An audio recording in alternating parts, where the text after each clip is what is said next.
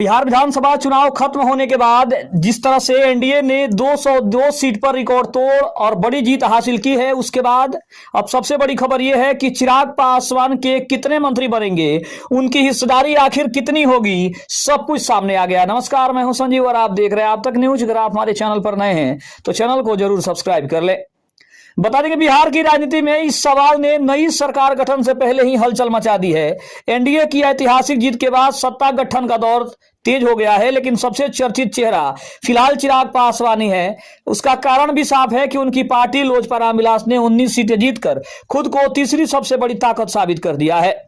अब जब मंत्रिमंडल गठन का समय आया है तो सवाल यही है कि चिराग को उनकी ताकत के बराबर हिस्सा मिलेगा या फिर सिर्फ जीत ही उनके लिए मात्र होगी। नई सरकार 20 नवंबर को शपथ लेगी और मुख्यमंत्री पद की शपथ एक बार फिर नीतीश कुमार ही लेंगे।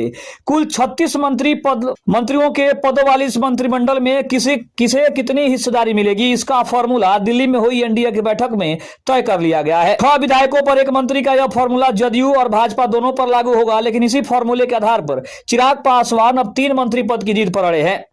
दरअसल चिराग पासवान की पार्टी के 19 विधायक हैं। ऐसे में गणित कहता है कि लोजपा रामविलास को 3 मंत्री मिलना चाहिए, लेकिन अंदर खाने से जो संकेत निकल कर आ रहे हैं उसके मुताबिक एनडीए के भीतर फिलहाल लोजपा रामविलास को 2 मंत्री पद देने की सहमति बन गई है।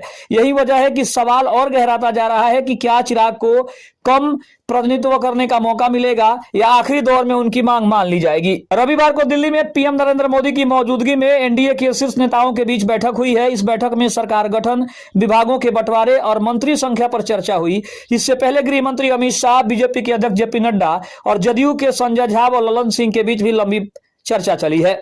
सूत्रों के मुताबिक दोनों पार्टियां भाजपा और जदयू ने मंत्री संख्या 16-16 पर अपनी सहमति जताई है। भाजपा के 89 विधायक हैं और वह एनडीए की सबसे बड़ी पार्टी बनकर उभरी है। ऐसे में भाजपा 2 उप मुख्यमंत्री समेत 16 मंत्रियों को शपथ दिलाने की तैयारी में है, तो दूसरी ओर जदयू जिसके 85 विधायक है वह सीएम पद के अलावा 15 मंत्री लेने पर तैयार दिख रही है। यदि जदयू 15 पर मान जाती है तो इसका सीधा फायदा लोजपा रामविलास को होगा और चिराग के 3 मंत्री बनने का रास्ता साफ हो जाएगा। सभी पार्टियां अपने विधायक दल के नेताओं का चयन कर रही है। चिराग पासवान ने अपने दल का नेता राजू तिवारी को चुना है, जो सरकार में लोजपा रामविलास की भूमिका को आगे बढ़ाएंगे। हिंदुस्तान अवाम मोर्चा के 5 और राष्ट्रीय लोक मोर्चा के 4 विधायक भी अपने अपने हिस्से के एक मंत्री पर सहमति बना चुके हैं, लेकिन इन सबके बीच असली चर्चा चिराग पासवान को लेकर है। राजनीतिक विश्लेषकों का मानना है कि जिन क्षेत्रों में लोजपा रामविलास ने शानदार प्रदर्शन किया है वो चिराग को ज्यादा ताकत से अपनी बात रखने का आधार देता है। इसके साथ ही चिराग के लगातार बढ़ते जनाधार युवा वोटरों पर पकड़ ने उन्हें एनडीए की राजनीति में एक ऐसा चेहरा बना दिया है जिस पर अब हर कोई आंख मूंद कर भरोसा कर सकता है।